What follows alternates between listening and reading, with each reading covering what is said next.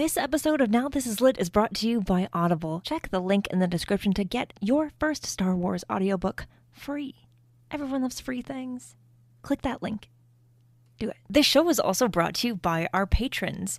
If you want to support the show in a different way, with just $1 a month, you can join our Patreon at patreon.com/StarWarsLitPod. You can get a sticker. You can get access to an exclusive show that we do every month that's wild and chaotic and fun and something you can only get by becoming a member of the Patreon. There'll be so many more perks very, very soon. But for now, do you want a sticker? Do you want a sticker that has a Now This Is Lit logo? Because it's fantastic and I love them. But I also want to give them away because there's just a stack of stickers on my desk. So if you want one, $1 a month. Patreon.com/StarWarsLitPod. A long time ago in a galaxy far, far away.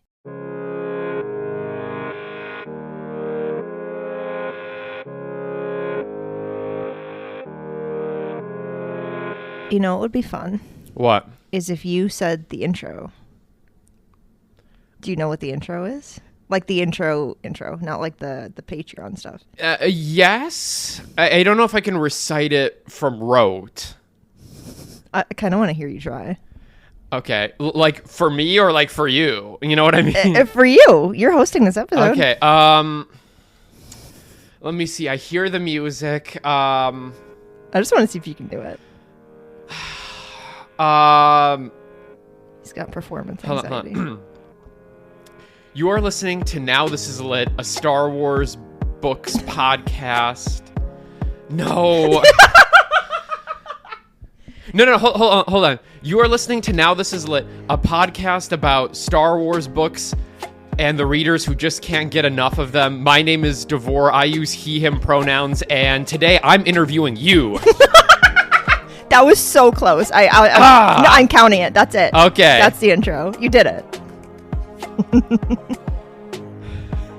You're hosting. Let's go. Yeah, I am. So, we're doing something a little bit different for this episode. Because this is the 100th episode of Now This Is Lit. I guess the 100th numbered episode of Now This Is Lit. Yeah, there have been some like bonuses here and there and other things. But if you're like counting episodes that are numbered, it's about 100. Yeah. Close enough. So, we decided for this episode to do things a little bit different. And instead of having you, occupy your traditional host position, we got you out of your comfort zone and you're going to be the guest. I'm actually so relaxed right now. Like, it's the pressure is kind of off. Like, we're just talking and I don't have to... I love interviewing, but I don't have to ask any questions. And that's, you know what? That's fine. Yeah, so we're just going to sort of have a conversation about the show, reflect, reminisce, so on. Maybe talk about some things that are to come, the future, all that sort of stuff. Let's do it. I just swallowed very loudly. Whatever. That's all right. So I guess we can probably start at the beginning. So maybe, just talk a little bit about the genesis of Now This Is Lit, how you decided to do it, etc. I had been writing a lot about Star Wars books, and I'd done some podcasting about Star Wars books with other people. And I had my own podcast that was just about Star Wars as a whole, not books specifically. And I love the Star Wars books space, the online community, and also just the books themselves and all the things about them and, facts and authors and everyone like behind the scenes kind of like working on different parts of a book to get it from like just a concept to like, here's a book that I'm now holding, right? Mm-hmm. I may never be the one to write it, but I am so fascinated by like the fact that these books exist and they start from essentially nothing and become books that are on my shelves. I just think that's really cool. And I've always thought that's really cool. And what I always wanted, because I had the Instagram and back when Instagram actually like mattered, I had like a decent amount of, people following, and asking questions and things like that. And I never felt like on Instagram, like replying to a question, because it's always like, where do I get started with Star Wars books? Or like, there's like a handful of questions that are like the usual that people first ask. And I never felt like, replying to those comments was like enough, right? Yeah. Like I'm helping someone, but like, it's also Instagram. So like, they may never like read it, or they're going to forget about it or whatever. And the other thing was that like, I loved podcasting and I loved listening to Star Wars podcasts. But what I could never really find when I was listening to a bunch of podcasts and like searching was a Star Wars books podcast that I really vibed with. There are a lot of really good ones out there. Everyone has their own style of podcasting and talking about books and things like that. And I love that everyone can do something different. But what I wanted, the particular sound that I was looking for, the kind of vibe, I couldn't find it. What I really wanted was like a podcast that was like, one or two or maybe even sometimes three people, kind of just like sitting down and talking about not just the Star Wars books themselves, but like the process of making them, or them kind of coming alive, or like what kind of impact that's had on the Star Wars fandom as a whole and like individual people. And I wanted it to feel like, when you're listening to a podcast, you're not only listening to people who love books talk about it, but it feels like you're kind of like hanging out with them, like you're in the room. Like it's very like casual, but like knowledgeable at the same time. Yeah. And I couldn't find that. So I was like, I gotta make it. Because sometimes like when you can't find the thing that you want, if it doesn't exist, you kind of have to create it. Yeah. And so I did that. And because I wanted to. That's really like, I love these books so much, and I love podcasting so much, and I love talking about these books so much, and like helping people discover them or fall in love with them or whatever it may be. And so I'm like, I'll just do a podcast about it. And I did that. You sure did. I did. I think maybe we could have even started the conversation, a little further back. And I'm sure this is something that you've talked about probably at the very beginning of the show, but maybe it's a worthy refresher for listeners or even folks who are maybe relatively newer to the show to talk a little bit about your own Star Wars books journey. Yeah. So I've told this story a couple times, but like it's a story that, really is the foundation of like how this all started, which was, I was always a reader. Like my parents read to me when I was, when I couldn't read yet. Like always before bedtime, they were reading to me. And then I discovered books, and I discovered that I loved to read. And my parents always encouraged that, and always were like, let's check out books in the library, or maybe we can get you a book for your birthday, or, when you like, I don't know, when we're shopping, maybe you can get a book, like stuff like that.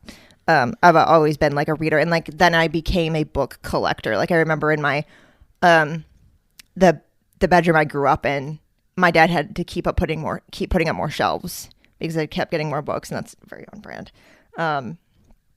But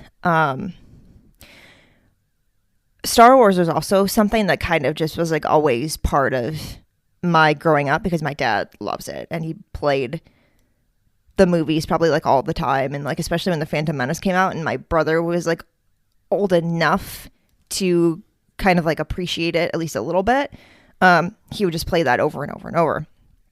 Because my brother was born like right before the movie came out, so like he wouldn't have like, he was a baby when it came out, but a couple of years after that, he probably could appreciate like Jar Jar and all the things that like a kid his age would like. Really, like the pod racing was probably like the coolest thing ever for yeah him. At some point, I was kind of like, I must have been like 10 years old, I think. And yeah, the timing of that makes sense.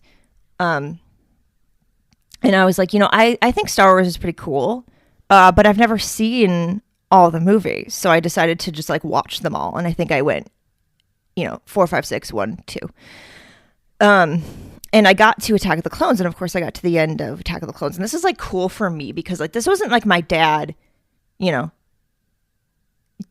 saying I should do this or like suggesting it. Like I did this on my own. Like we had the VHSs. I hope he still has those. And I remember we had like a little cabinet in our living room that had like all the like special VHSs that we had. Not like all my Disney ones. Those were in a different cabinet. But like the Star Wars ones were in there that my dad had.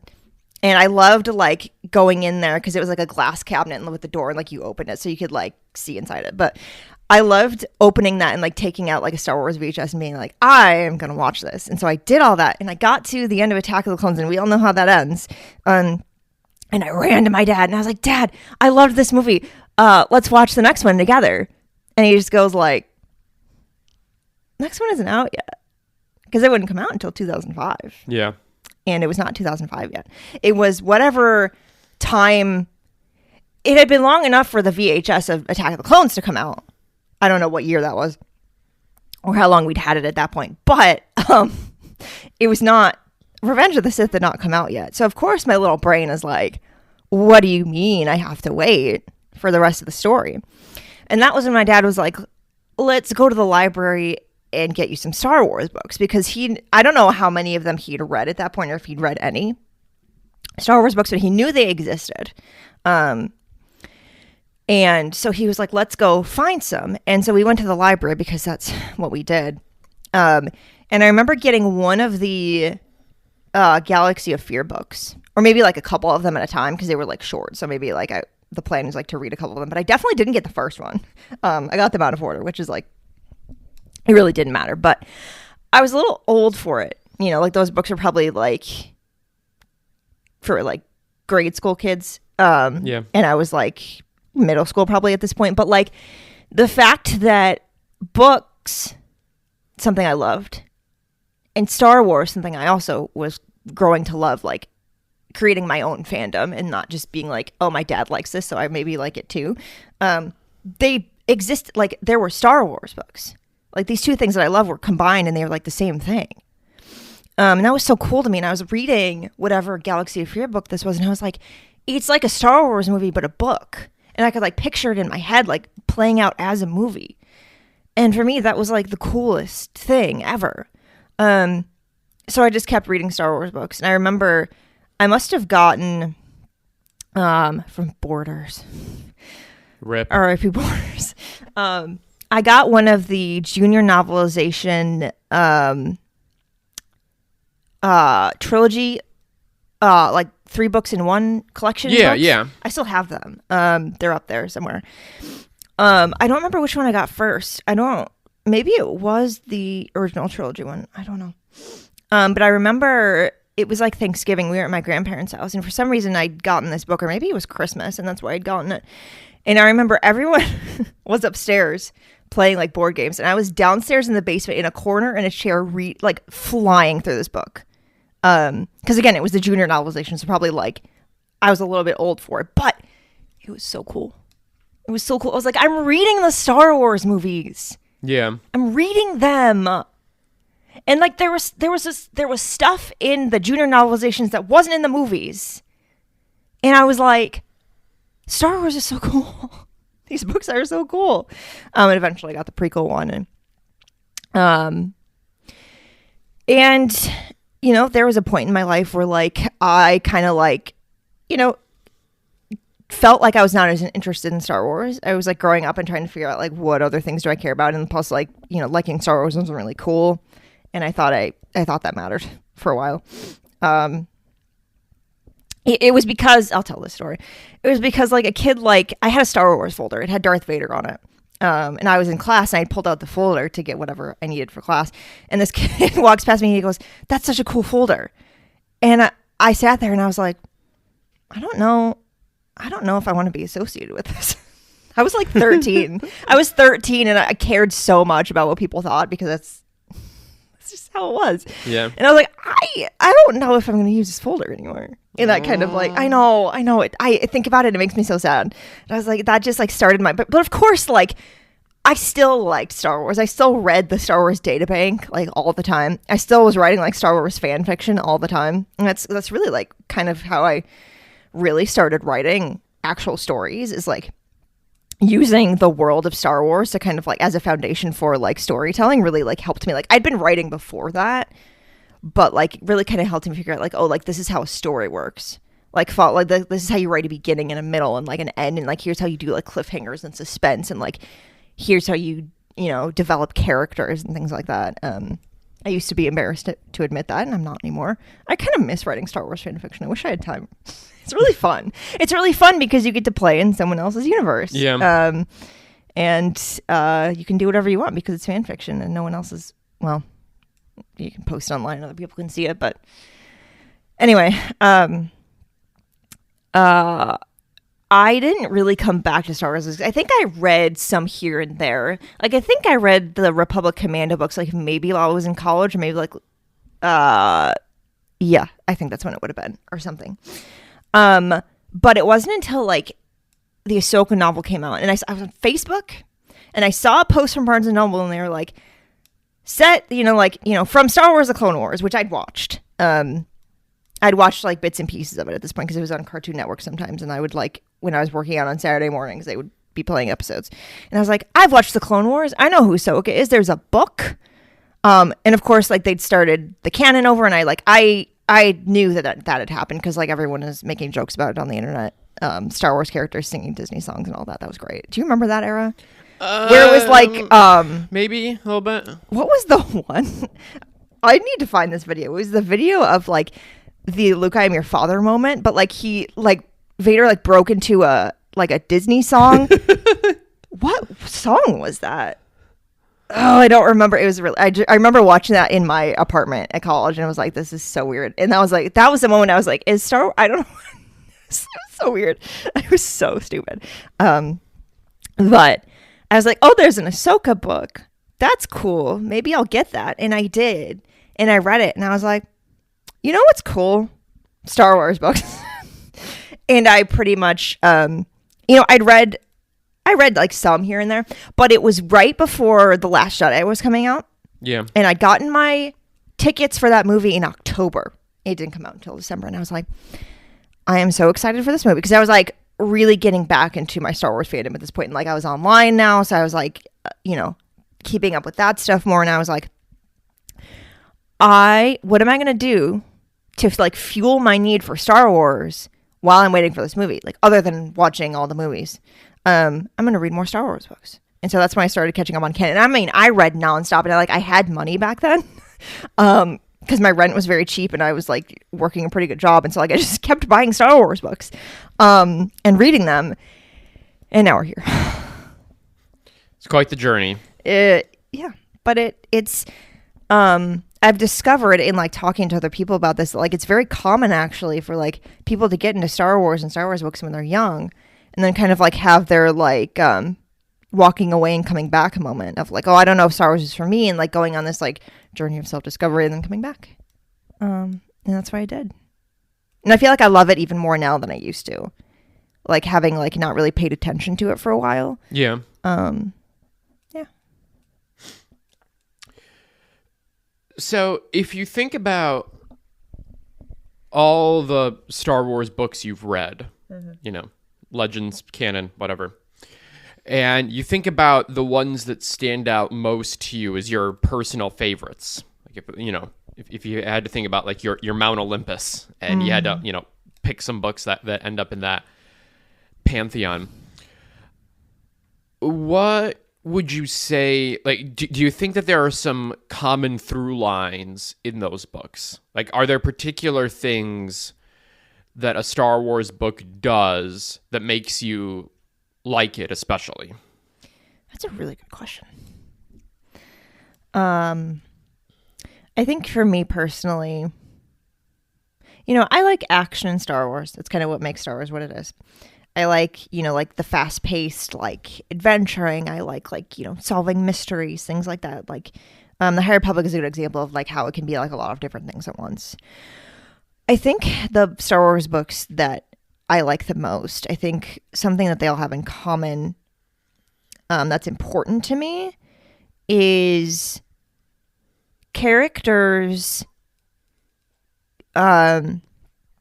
overcoming obstacles or going through something that kind of makes them realize, like, I have a greater purpose in the universe. Mm-hmm. And that's like a very common theme in Star Wars anyway. But I think like the books that are very character driven in the sense that like, yeah, things are still happening. We're still going on adventures. We're still like exploring the galaxy. But the main focus is like this character is running from something or trying to overcome something or trying to accept something that's happened and move forward. Or a character is trying to figure out where they belong and what they're supposed to be doing. And then through like the usual like Star Wars things like facing a villain or, you know, discovering something or going somewhere, figuring out that like, oh, like this is how I can contribute to making the universe better. I think I resonate with those the most. I didn't realize that the dog was right there. I resonate with them the most and they're the most meaningful to me because I think everyone can use a story where you're reminded that, things happen in life, but you can still move forward and make a difference. Yeah. So sort of going off of that, you know, putting you, I guess, on the spot a little bit, but, you know, what are some of the books that you would put into that, you know, into that pantheon for you, your personal pantheon? Ahsoka. Okay. For sure. Because Ahsoka is like, you know, starts the book off like, running from the Empire, being completely lost because the Jedi Order, which she grew up in, no longer exists. And so the whole book is her like trying to figure out like, am I meant to stay in the shadows or am I meant to do something bigger? Kenobi is also kind of like that, where he's like, I need to stay here. I can't get involved in anything. I may have been a great Jedi, but that life no longer exists and I can't do that. It's no longer safe.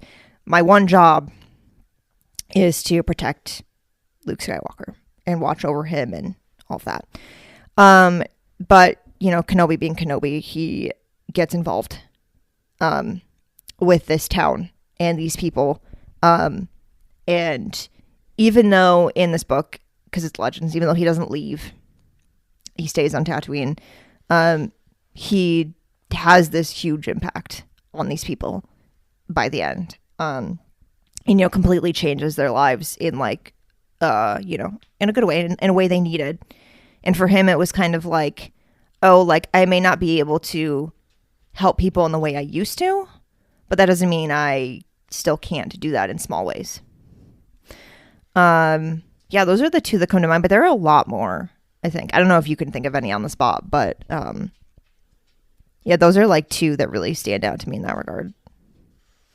Well, I'm surprised you didn't mention the one that's staring you in the face on my second monitor. Phasma! Yeah. Oh, I love Phasma. I love it. I love Phasma just being this like ruthless, like, there has to be something more. You know, that trope that I love so much. Like, don't you want something more than this life? Yeah. Yeah, love that book. It is staring me right in the face. I can't believe I didn't think of it. Yeah, and I think, you know, you were talking about the thing that appeals to you most in Star Wars books being these sort of character-driven books. Mm-hmm. And I think that is, I mean, among other things, but I think that in a lot of ways is the real value add of Star Wars books. Mm-hmm. And what they can do. Yeah. Because I think a lot about, especially, you know, lately in Star Wars, I think a lot about the notion of the medium being the message. Yeah. In the sense that certain types of stories are conducive to certain types of mediums or media, I guess. Yeah. You know, I think about that particularly in the context of the movie TV distinction. Mm-hmm. I think you see that, you know, in terms of like, what does you know, what like there being a functional difference between like a Star Wars story and let's say like a Star Wars TV story. Like I think that matters in terms of like what form is the story taking. Right. And then when I think about like what makes a good Star Wars book story, because I don't think every Star Wars story, or even every Star Wars good Star Wars story is necessarily a good Star Wars book story. Right. You Agreed. know, there are, you mentioned, for example, you mentioned that there are a lot of Star Wars books that, will feel cinematic, for example, or something like that. But not every single one of them you could necessarily translate into a TV show or into a movie, and vice in the opposite direction as well. Right. And I think one of the things that the Star Wars books allow you to do is to do a lot of that character time and work that you can't necessarily do either in the 2.5 hours of a movie or even in the, let's say, 8-ish hours of your typical maybe live action Star Wars TV show. Right. Is getting to spend that extended time, and particularly getting inside the head of one or more characters. Right. Like, I haven't read Mask of Fear yet. Like, just full disclosure, I just haven't had time to open it yet. But I keep thinking about, like, as you were talking, I was thinking about how, like, think of how we're finally going to get inside the head of these characters that we've loved for such a long time. Like inside, Saw, I think, Mon Mothma and Bail, I think. Yes. Right? It's been a while since I interacted with that premise, but that's going to be so cool. And like only a book could do that, because you have like a lot of like Mon in Andor, and that's interesting. But it's not going to be the same as what you're going to get in a book. Yeah. You're going to get more of a direct perspective. And that's just the power of a book, is that it can do things that a TV show can't, like you said. I'm really excited for that book. Me too.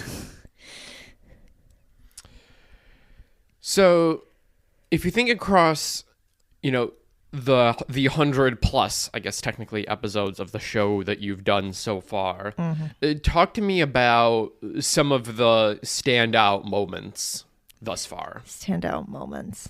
Yeah. What are some things that you feel either especially proud of, or that you feel like went especially well, or things that surprised you? Great question. I think when I started interviewing authors, because I hadn't really done that much before I started the show. And I think something that surprised me about like those early interviews, like I'm thinking like Roseanne Brown, which, fun story about that, wasn't even supposed to be an audio interview. I interviewed her for an article. And then I was starting the show around the same time. And the reason that's the first episode is because I was emailing with the PR rep, and I was like, I have this audio recording from Zoom of our conversation because I needed to do the transcript. And I was like, would it be okay if I use this for a podcast? And it was like the first time I had to write out, like, this is what this podcast about. This is, like the whole, like, thing that I now send out anytime I'm doing an interview request. Like, that was the first time I, like, put it together. And they were like, yeah, it's fine. Like, they got her permission and everything. And, like, really early stuff like that. What surprised me the most is just, like, and I knew this already, but, like, it's something you don't really think about until you're talking one-on-one with an author, is how much they genuinely love what they're doing. Like, this is not like, oh, I'm just writing a story that happens to be Star Wars. Like, this is like, they are taking their genuine love of Star Wars, and the things they know about it and care about, and combining that with their ability to write really good stories, because they're authors. Most of them have written things previously before they wrote Star Wars. That's kind of usually how it just ends up working. Those two things combined, like, they are the perfect people to be writing this stuff, because they are good writers. They love Star Wars, and they understand Star Wars well enough to write a really good book. And then, of course, you write a book, and then you're working with the editors who also understand Star Wars really well, and stories and all that put together. It's like, sometimes you might think like, oh, like, this is just an author writing in someone else's universe, but it's really like they kind of like take that and make it their own. And I think that surprised me at first, because I was like, oh, like, This is not like a don't meet your hero situation, right? Like, I'm not going to talk to an author and they're just going to be like, oh, like, I just wrote Star Wars. Like, every single one of them have just been like, oh, I love what I'm doing. Here's why I did this. I'm so passionate about it. And that makes me love Star Wars books so much more, knowing that the people who are writing them want to be doing that and are putting everything they have into doing that, and they care about it because they want us to care about it. If it were anything different than that, like, I don't know. And maybe that was like, I didn't know if that was going to be the case at first, but that's kind of what I figured out. Standout moments. I gotta think about this for a second. And I guess you can expand that out into episodes. You don't have to be a literal moment on the show. I'm also curious if you have any that immediately come to mind. There have been a couple of moments in the episodes we've done that are pretty memorable.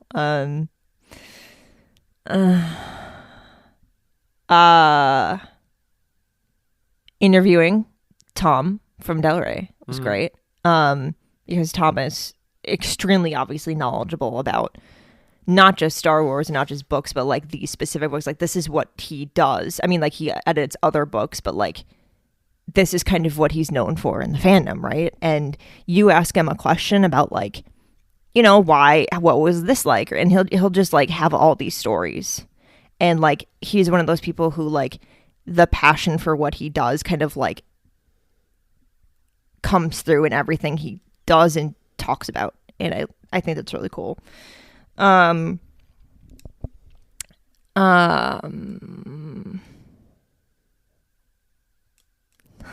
It's there. 100 episodes is a lot. Yes, it's a lot. I've loved talking with Laura. She's been on the show twice now, both to talk about High Republic adult novels.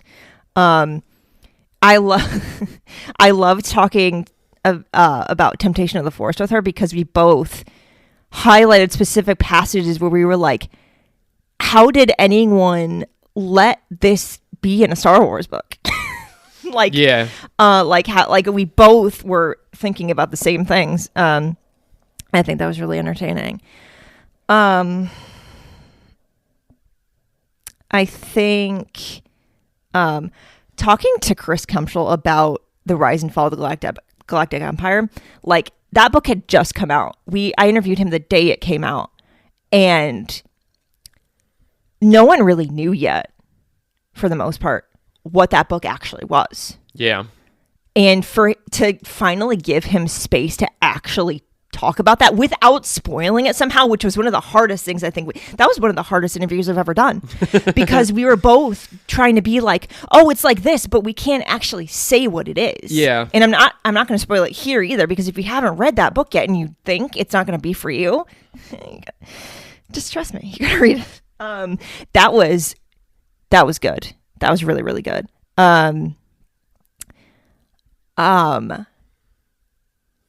Talking to Eric Smith, which was like, I don't know if any other Star Wars books podcasts have talked to a literary agent, and a lot of people don't realize like how important that part of the process is, because that's how you get to write a book, a Star Wars book, right?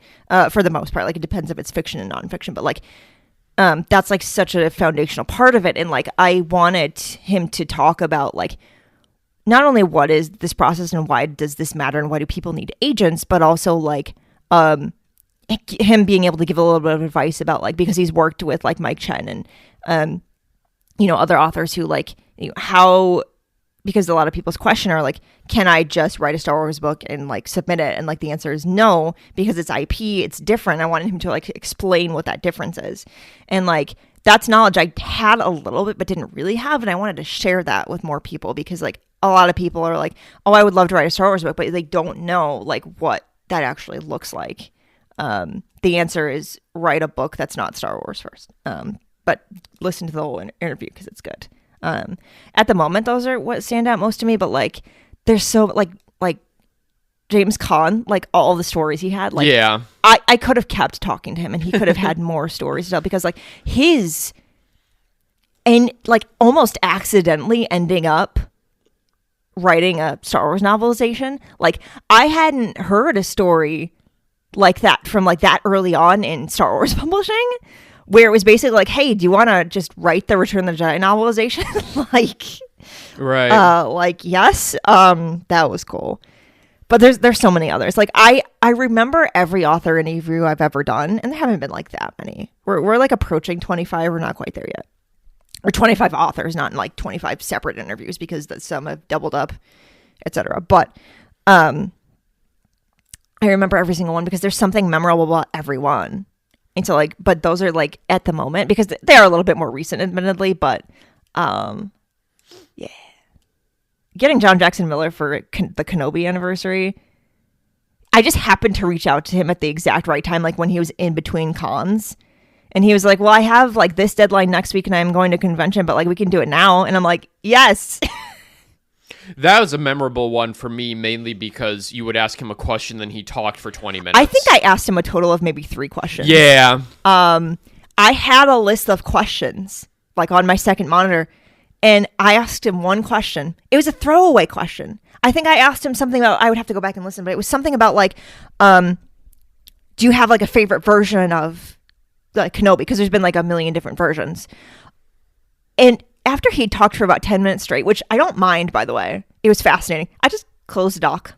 I was like, we're just gonna go with it and see where it goes. And yeah, that's how I've learned after talking to him 3 times now, that when you're talking to John Jackson Miller about Star Wars books, and I'm assuming other books too, Star Trek or Batman, whatever it may be, you don't have to ask many questions. It helps that he like worked on magazines, so like he knows the material that you're gonna want to publish. So he's very good at like just like going off in the best way possible. I would like, you could talk to him for hours easily without even trying. I'm sure we'll have him back at some point. So you talked about how you starting the show was also when you really started interviewing Star Wars authors more regularly. Mm-hmm. You'd done a little bit of it before Now This Is Lit, mm-hmm. but you didn't really do it as consistently until you started doing the show. Right.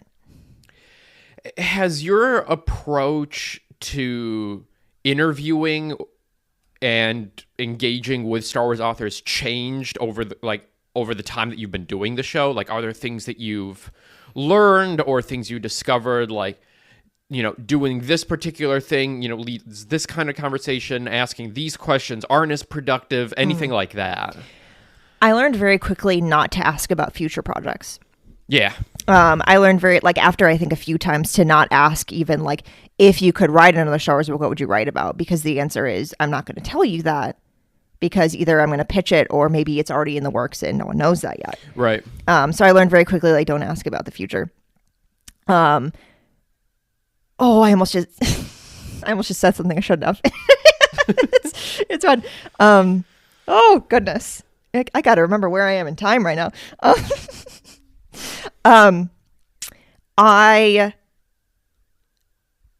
I still like to start them from the beginning, because I want them to talk about, like, I think it's very beneficial to have them speak to their Star Wars fandom, because most of them have been Star Wars fans for a long time. That's why they're writing Star Wars. Like, for the most part, you're not going to agree to write a Star Wars book unless, like, you love that universe already.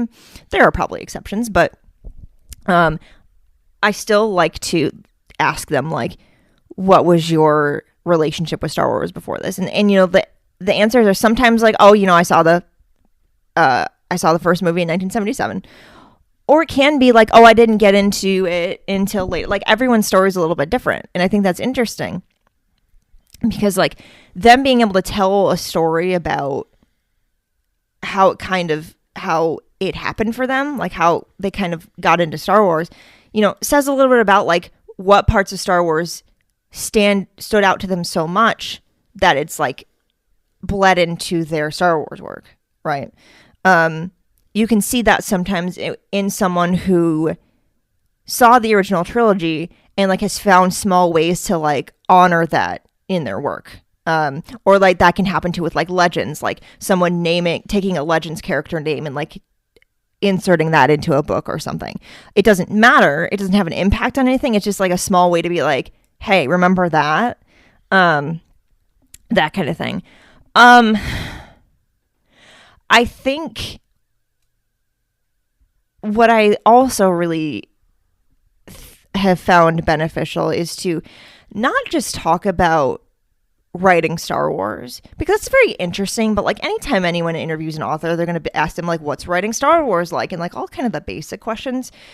What I'm kind of more interested in, what I think is a more interesting conversation, and I found that through experience, is also just talking about the creative process and storytelling. Because like, yeah, they're Star Wars authors. They're writing Star Wars as a Star Wars books podcast. We're talking about that.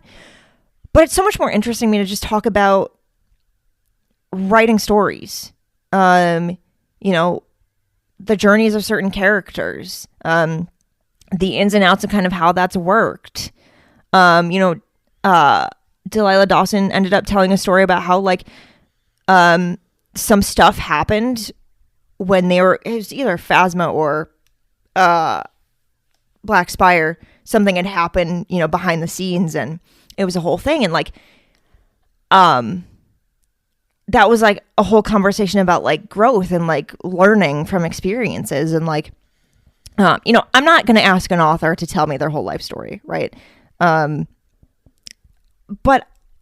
it's so much more interesting to hear, like, as a writer, how do you approach things? What matters most to you, and why are you here doing this?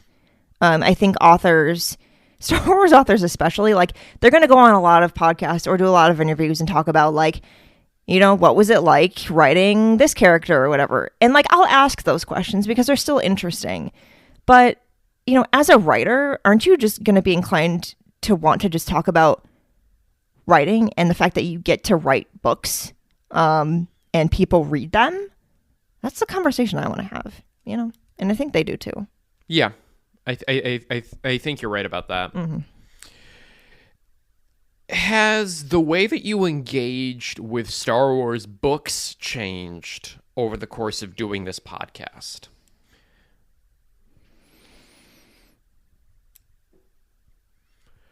Whether it is through having conversations with the authors, having conversations with readers, other behind-the-scenes folks. I think I engage with how I share my opinions on books differently. Because obviously I review them. That's just like part of the show and part of like my relationship with, the PR reps and things like that. And I just like doing it because people are interested in that, and I'm interested in sharing my thoughts. But I think like reviewing the books and discussing the books has made me much more interested in other people's perspectives on them and less interested in like my thoughts on them and how they've affected me, if that makes sense. So like when we're doing book discussions, like when I'm asking questions, when we're talking about things, of course I'll talk about, here's what I thought about this, or here's what this made me remember. But I'm just one person. And I think what's become so much more important to me, especially for the show, is to not just have it be my opinion and my perspective all the time. Because I'm just me. I only have a certain perspective on things because I've only lived my life.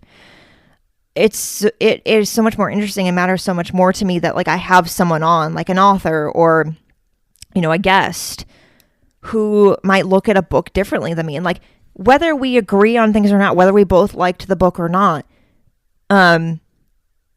understanding where they're coming from to view a certain character or book or author or whatever it may be, really just makes me appreciate like, oh, it's not just about what I think. I think the podcast would be really boring if every episode was just me talking about books. Right? Yeah. Because there are, people listen and read and follow me because they're interested in my opinion. But I think more than that, deep down, a lot of people are interested in hearing many perspectives. That's why people listen to different podcasts and not just one. Right. And so they might be like, oh, what did you think of this book? But my answer to that is, I liked it because I like Star Wars books. Even if I don't love a book, I still enjoy the experience, right? Yeah. So I'm not going to be like, oh, like I didn't like it. And that's not because, I'm promoting a book or reviewing it. Like, the exchange is you're giving an honest review, right? Right. So if I didn't like a book, I would say that. And I think people get frustrated with that sometimes because they're like, why do you review every book positively? Well, it's because I may be able to review a book and say, like, here's what it's about, here's when it's set, here's all these things. But in the end, I want you to read it and form your own opinion. That's kind of what the show is about, is allowing more readers to form their own opinions and perspectives on these stories. Because it's not just about what I think. And it kind of bothers me when people are like, oh, I heard that this book wasn't good. Which is fair. You can make a decision on whether or not you're going to read a book based on whatever you want. I'm not like judging. But if you heard a book wasn't good from like one YouTube video and you're like, I don't know if I'm going to read it, I would challenge you to, here's what I would do. And I recognize that like most people aren't going to do this. But if I heard that a Star Wars book wasn't good and I hadn't read it, I would be more inclined to want to read it myself. To be like, is it really not good? Or is it just one person's opinion? Yeah. And I think that's an internet thing. That's not going to change. A lot of people aren't going to take the time to consume something that they've heard is not good. Like, that's just the reality of like, there's only so many hours in the day, right? So what I try to challenge people to do in my reviews and things like that is, it's less about what I think and more about what you're going to get out of it, possibly. That's why in my reviews, I'm like, you'll like this book or this book is set during this time. So maybe if you like that era, or these are the characters, or these are the themes that you might like.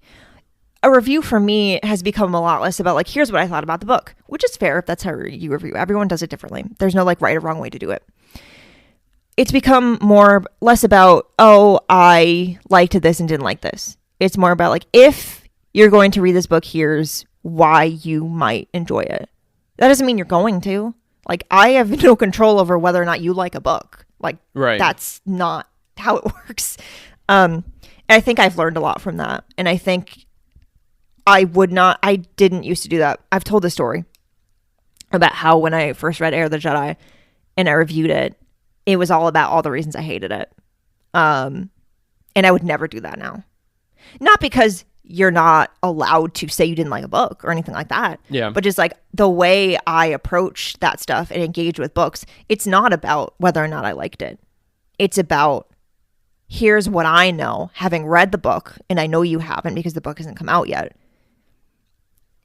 I have a responsibility to let you know what you're getting into if you choose to read it or not. And it's a lot different. And I like that growth. I think it's better for everyone. And I think it just makes... I don't want to read, personally, I don't want to read a book review that's just all about why one person hated it. Yeah. It's not interesting to me because most of the time, if you're reading a book review from someone, you don't know that person. Right. So they could be saying, oh, I hated this book, but you don't know what they're coming into that book with. You don't know all of their life experiences. Yeah. So that, I think, and I only have come to that by reviewing a lot of Star Wars books. A lot of people will ask, well, how do I become a reviewer? How do I get the books early? You review a lot of Star Wars books. Like, I reviewed, probably on my Instagram, dozens of books, more than that, many dozens, before I even got into a position where I was writing book reviews officially, even before I reached out to someone to get the books early. Like, this was years of me learning. I learned by doing. So the only way I got to this point is by doing it a lot. And I'm happy about that evolution. And I'm looking forward to seeing like how maybe that continues to evolve over time, because I'm going to keep doing the show. And I think I'm going to keep learning things and keep trying different things.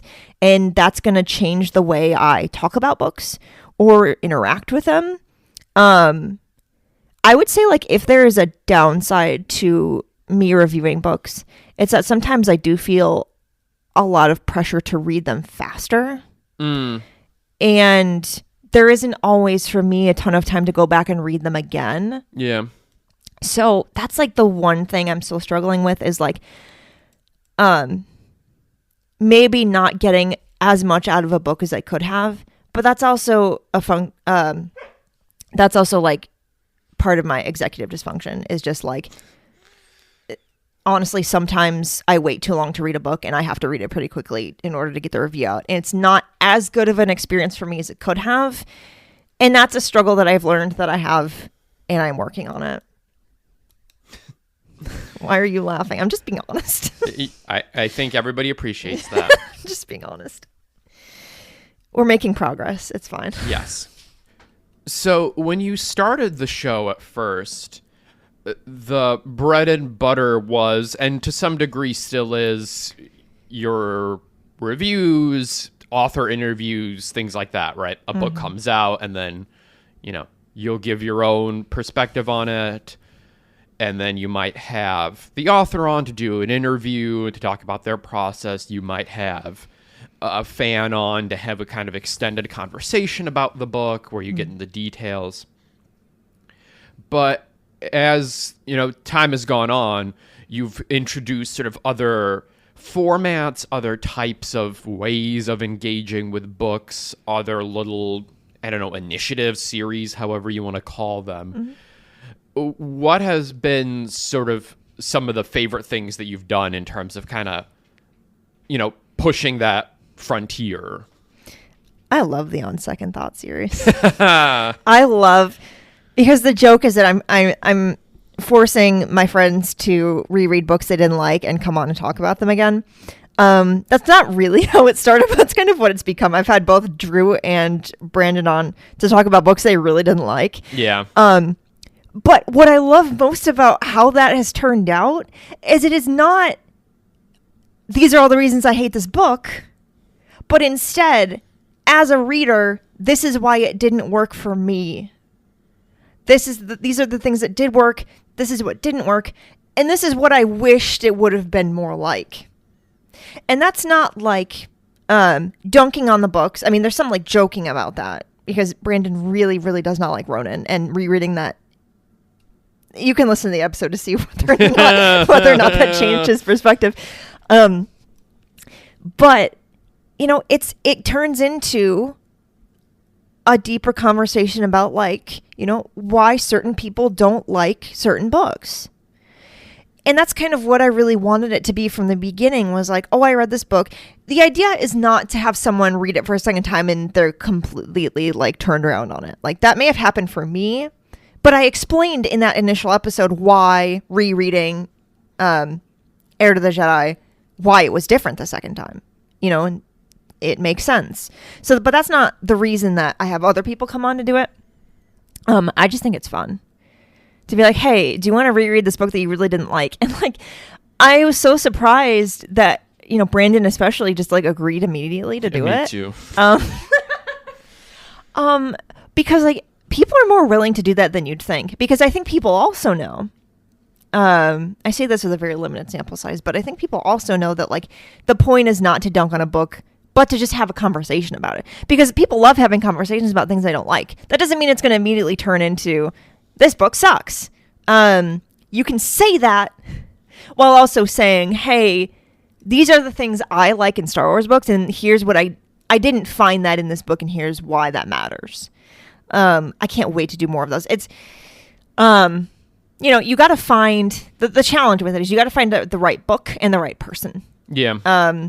Because you need a book that like, maybe some people struggled with, maybe some people liked, but you also have to find a person who's going to come on and not, again, just like make it a whole like, this book was terrible. Yeah. But instead, someone who is able to and willing to have a really good, deeper conversation about it. I'm all about like the deep conversations, not necessarily personal deep, but like deeper in terms of like, as a reader, why are we feeling this way about this? And you know, most people are just willing to have conversations about Star Wars books anyway, whether they liked them or not. So I really love that one. And I can't wait to do more of it in the future. And what are some of the other ones we've done? I mean, I've done a couple like one-off like essay type things here and there. Yeah. Just because like I think they're, you know, Star Wars books seem to be very personal and like, you know, how a story might affect you or what you might be thinking about. Or a lot of those have been like experiences with the books themselves, like taking a book to a state park or taking a box of books to a bookstore to, you know, see if they want to take them off my hands because I don't need them anymore. You know, how we experience the stories is one thing, but how we interact with the books is a whole other thing. And I love exploring that. And I think that's just part of what I hope makes my show unique. You know, it's not just about Star Wars. It's not just about, you know, space and, you know, lightsabers. You know, it's about why do these books matter to us as physical things that we are holding or putting on our shelves or, you know, giving to other people. It's all part of the experience. And I'm sure I'll do more of those. I have a lot of thoughts on these things. Do you have a favorite? You've been a part of some of these things. I have been a part of some of these things. Yeah, the on second thought ones are really good. I mean, it's shameless plug for our Patreon, but I've also really enjoyed our Patreon exclusive shows. Oh yeah, those. Yeah. Those are fun. Patreon.com/Star Wars Lit Pod. There you go. $1 a month. You can afford it. You can. So, you know, you are, as much as you might be loath to ascribe this identity to yourself, you are a content creator. I am. However you might feel about that phrase. So I wanted to just talk a little bit about the agony and ecstasy of content creation. You know, is apart from just stepping up and kind of like going a little bit more 30,000 foot beyond the actual like Star Wars books and, you know, like reviews or like talking to people, but actually like the act of creation, like making this stuff, putting it out into the world. Right. What's the joy of it? What gets you to keep doing it? And what are the frustrations? What are the challenges? I like posting on the internet, for one thing. I am interested in how other people are living their lives. That's kind of just how the internet is. Like, we go on Instagram and see photos from people we don't know, but we're so interested in where they are, what they're doing, you know? That's just part of the culture that we're, you know, very deep in right now. And it's interesting to me. That's why I work on a whole website about it. I like being able to share things about myself, but I also have developed a lot of boundaries around that. And I'm a lot more selective about what I share and what I don't for a lot of different reasons. Posting about Star Wars books, for example, or things like that, allow me to be more personal without being like personal, you know? So I'm sharing things about my life, but not like things that I don't need strangers to know about, right? And like, I like, you know, being able to like, you know, kind of create that like persona of like, I'm not just a person who likes a certain thing. I'm not just a fan of whatever, you know, I'm a human being who, you know, has the same experiences as you do. You know, it's that same, we're all looking for this sense of connection online, especially. And like, that's my way of kind of trying to connect with other people, but also giving other people a chance to connect with me. Again, in a way that's personal without being too personal. Because that's something that's changed a lot about my content creation over the last, I'll just say a couple of years, is like, you know, we all create a persona on the internet. Right? Yeah. Like, nothing that you see is fully a person in real life. We are all playing a character, essentially. That doesn't mean I'm going around lying about things, but I am choosing what I share and what I don't. You know, I prefer to, you know, share moments of joy. I prefer to, like, you know, uplift people where I can, you know, make people think about something good for a second, because a lot of times when you're scrolling on the internet, that's not the case. You know, that often means that, like, my content doesn't reach as many people because I'm a little bit more positive, and negativity is what gets you views. Yeah. And at this point, like, as much as we all love to look at our numbers and say, like, oh, that a lot of people saw that, my priority has really become, like, I don't want to just be another doom post that you find when you're already doom scrolling, you know? Yeah. And it makes me feel better. It's not like I'm purposely not, you know, being realistic, you know, like, this has been a terrible year, you know, like, I'm not going to, like, pretend that, like, everything is perfect all the time. But, you know, sometimes it helps me be more grateful for the good things that I do have, and being able to, like, share that.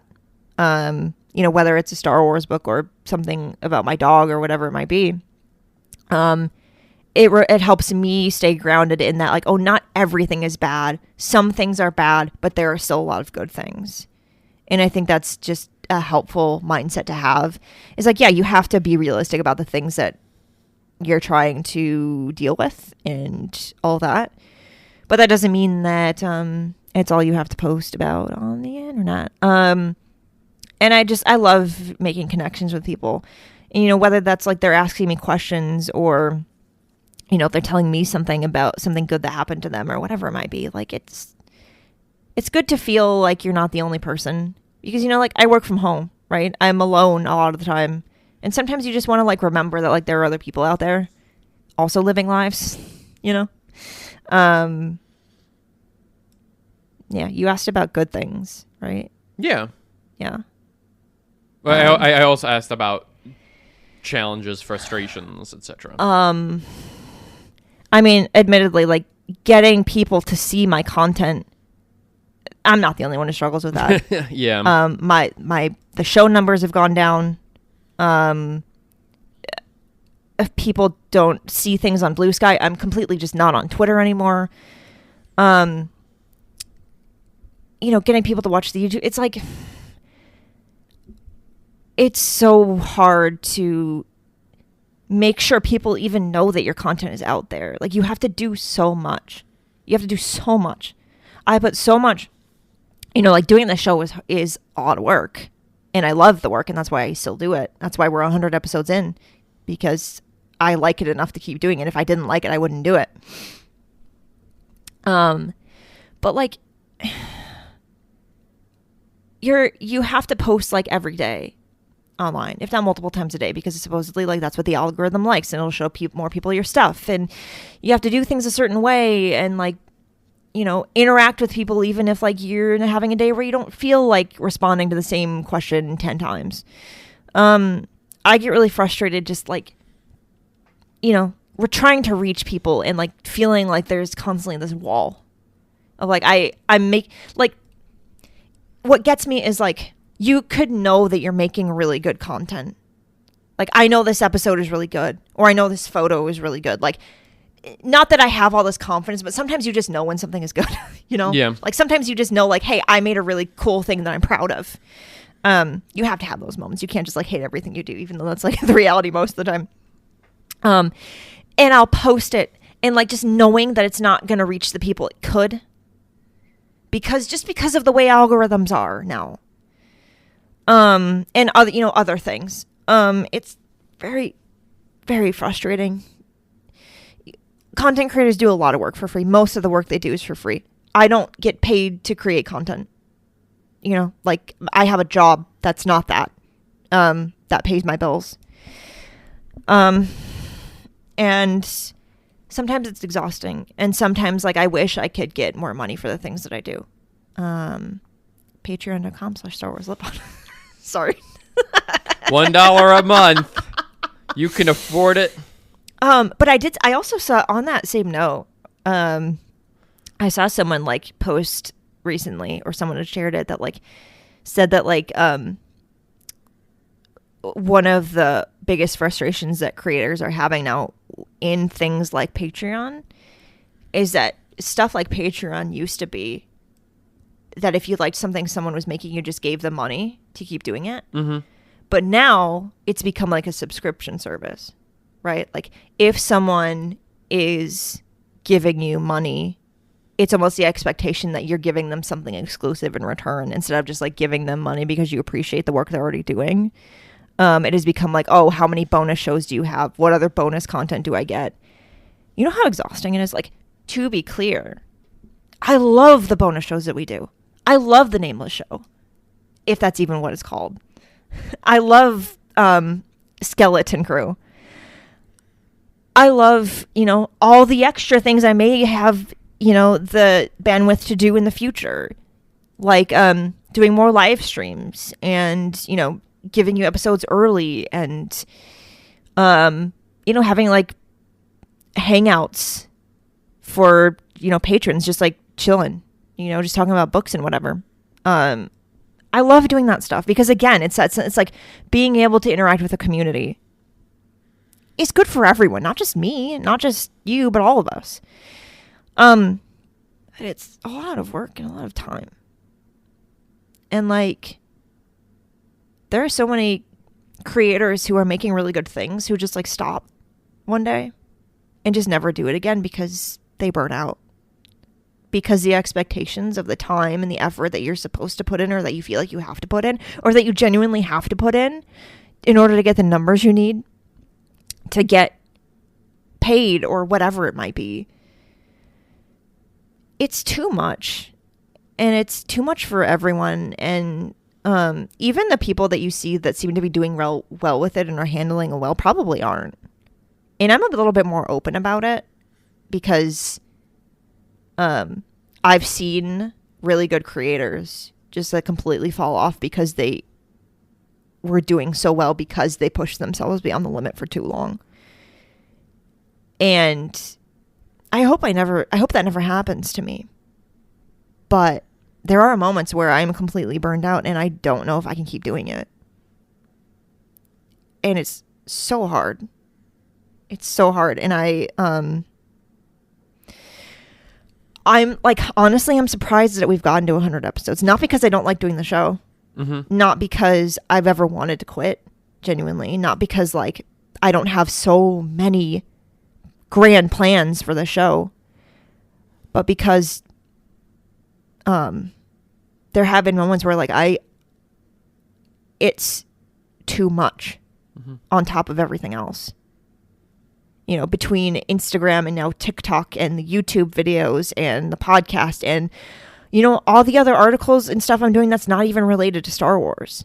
We do all of these things a lot of the time because the 40-hour full-time job is not enough to pay the bills or to save money. It's really hard. And I say all this not saying that I don't want to do it. The reality is it's just humans are not meant to work this much. And I think we're all still figuring out what the future of all this is going to look like, and it's hard. And I feel like we don't talk about it enough, and that's why I'm talking about it now. Yeah. I mean, I'm not going to put you on the spot, but like, you had a really good show, and for a lot of reasons you stopped doing it.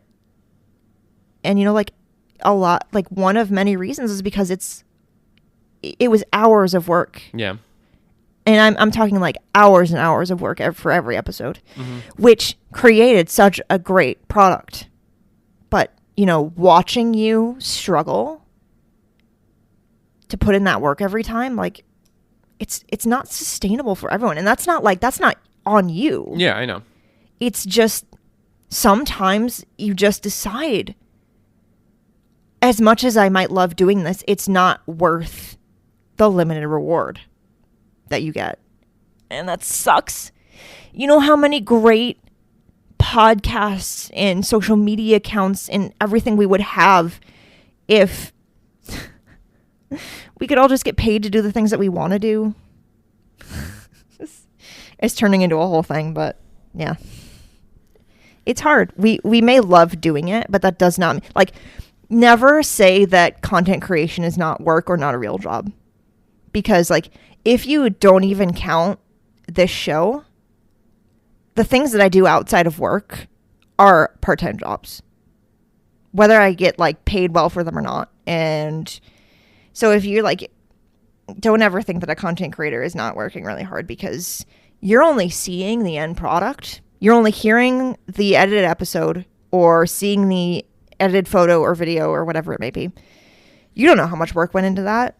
You don't know how many hours they may have had to re-record something or edit something to perfection or any of that. So, yeah. All right, we've got to make a pivot from there somehow. Content creation really is great, and anyone can do it. But I'm not like, I have to be honest in saying that, like, if you're gonna do it, just know it's not always easy or always fun. That's the reality of work.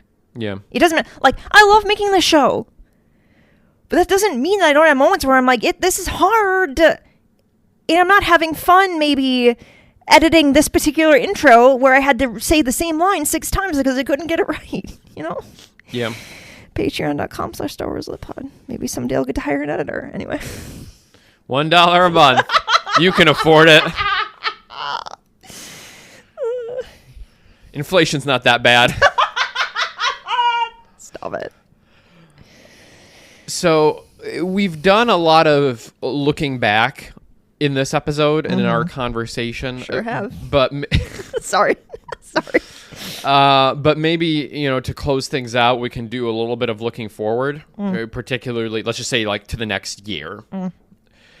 So to the extent that things are concrete and you want to talk openly about them, what things are you looking forward to most in the next year of Now This Is Lit? Talking to more authors. I think I did a decent number of interviews this year. I would love to do more, and different kinds of interviews. There were a couple of interviews last year where, like, Beth Revis, for example, like, has written so much Star Wars, and so the whole interview was kind of like a deeper exploration of, like, her entire Star Wars writing journey as opposed to just talking about one book. I'd love to do more of that. Like, again, having those more in-depth conversations about, like, how did this happen and, like, what did you think about it and, all that.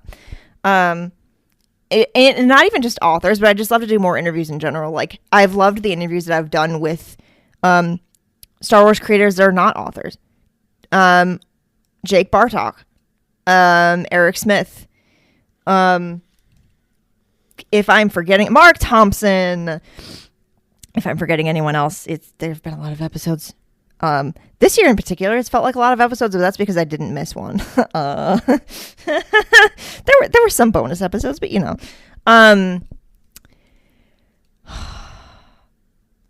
there are probably more formats I'd like to explore. There are definitely more people I'd like to have on. I loved having Alex on, and there are so many more Star Wars podcasters and other creators that I haven't had a chance to talk to yet, that I I can't get to everyone. There's a lot of people. So, like, I'd love to, like, have more people on that I haven't had a chance to talk to yet. And there's a lot of them. And you know that if you listen to more than one podcast or watch YouTube or whatever it might be. I'd love to have some more people back. There's been some repeat guests, and there's a reason for that. And that doesn't mean that someone I haven't had on twice I don't want to. Again, there's just like, there's a lot of content I want to do and only so many episodes in a year. Yeah.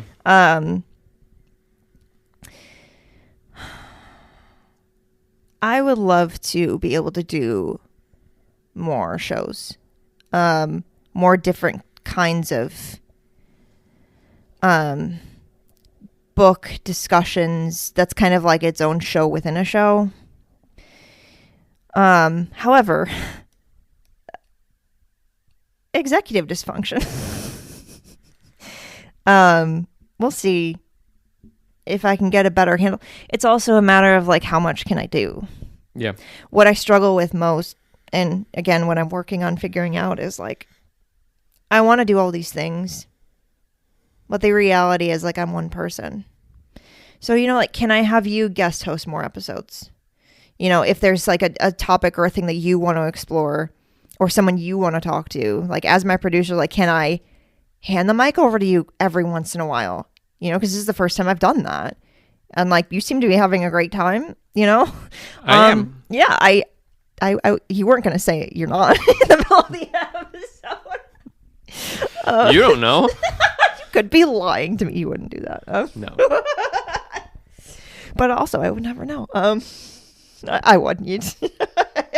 You have this face whenever you're not sure if you want to be honest about something, and then you just end up being honest anyway because you're you. There's this silence. Like, I'll ask you a question and you'll be silent for a specific amount of time in a certain way, and I'll know immediately. I'm like, yeah, you're not gonna be dishonest. And it's one of the many reasons I love you. The shorter answer is there's so many things I want to do.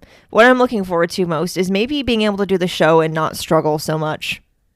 And that's not, I'm not struggling with the show itself. I'm struggling with everything. We're working on it. I say that in a positive way. Like, you know, things are happening. Therapy is good, in case you didn't know. Indeed. But I want the show to grow. And it's very hard to like measure that because again, I can look at my download numbers and they're lower than they used to be, but that's not a reflection of like the quality of the show has gone down. And I'd really say that it's gotten better over time. It's stuff like that where you're like, I'm not really sure how accurate all of this is. Like, I don't know how many people are actually listening. It's hard to know. So that's why I always say, like, if you enjoy an episode of something or enjoy something that someone is making, like, you know, take a second to just be like, love this episode, you know, leave a comment or something. And like, I try to do that too, because like sometimes otherwise you don't know whether or not anyone cared about it. Yeah. And like, you know, I've talked about this already, but like sometimes as a content creator, like sometimes you need that validation, not because you need it to sustain yourself, but because it is very hard when you're working hard on something that you are proud of, that you're not sure anyone else is even hearing or seeing. But yeah, I'm so optimistic about, you know, season 3 continuing and, you know, there being more after that. And like, you know, I think the show is going to change a lot over the next few years in good ways. I think the more I try things, the more I'm going to figure out what doesn't work for me, for the audience, what people really like. We're apparently going to be talking more controversial Star Wars book opinions because that was the most popular episode of 2024. With many more plays than all the rest. Whether or not people actually liked it because were our controversial opinions that controversial? I mean, yeah. It depends how you interpret that. It's not clickbait. Anyway, 2025, now this is lit, is going to be lit. Yeah, well, this has been a great conversation. I don't know how you do this. You have sat across from me this entire time and asked seamless, really good questions. You're staring right at me. You haven't looked at a screen. You haven't looked at your phone. This is all inside of your head. Some of it is, and some of it just kind of emerges from what you're saying. And that's why you're very good at what you do. And that's why you need to guest host more often. I'm happy to do it. I know, because you love podcasting. You're really good at it, and I just am proud of you, and I'm glad that you're part of the show. And I didn't rope you into doing the show because I like you, even though that is one reason. But it's also because like you're very good at all of the things that you do as my producer, and people seem to like you, which is fair because you're. I like you too. Aww. You're very likable. Thank you. But no, he really has sat here this entire time just like asking me questions. Just like I would have the questions in front of me. I would have notes.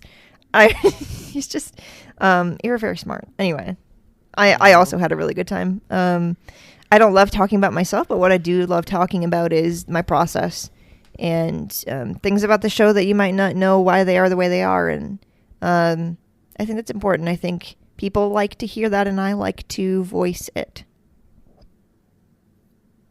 Hell yeah. Sorry. Don't know what else to say. The good news is you don't have to do an outro because it's already recorded. Yeah, there you go.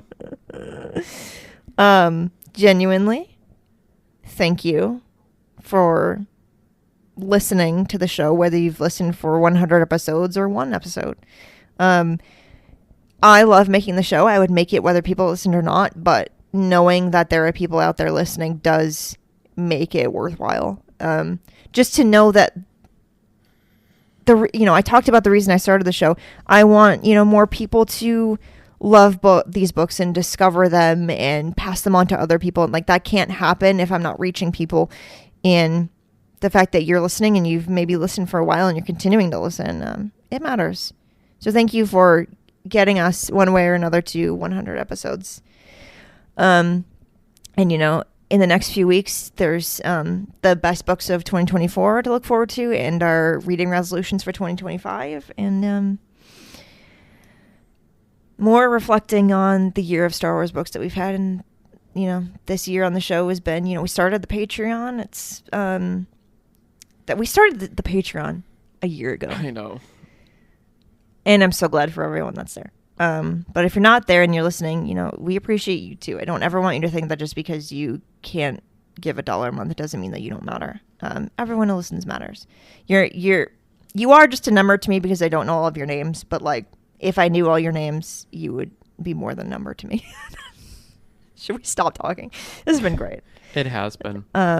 Thank you for taking the hosting role for this week and asking really, really good questions and making me think.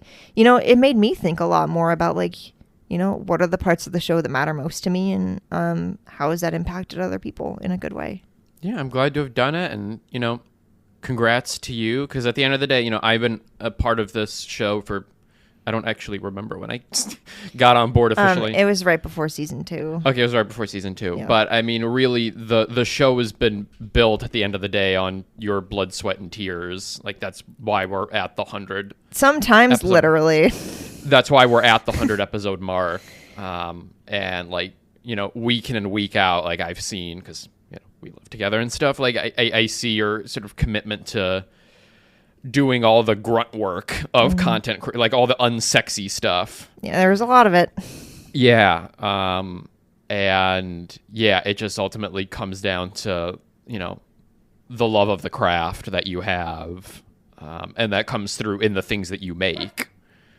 And yeah, I'm excited to see, the directions that you take the show and like the things that you keep making and the conversations you keep having. Don't you dare make me cry. I don't do that on this show anymore. Don't make me do it. Yeah, it's been a great 100 episodes, and looking forward to the next 100 more. Yeah. It's going to be great. You might say it's going to be lit. And now we're ending the episode. Yeah.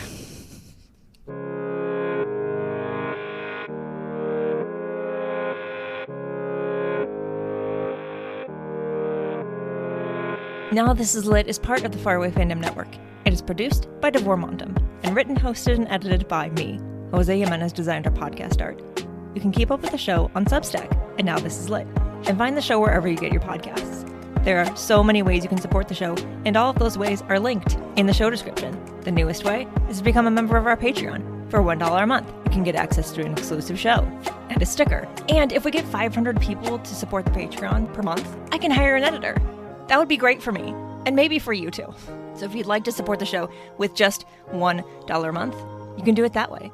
Or you can just keep listening and sharing the episodes. That is also helpful, and I appreciate it. For more book reviews and Star Wars Book Celebration, follow Star Wars Book Reviews on Instagram and TikTok.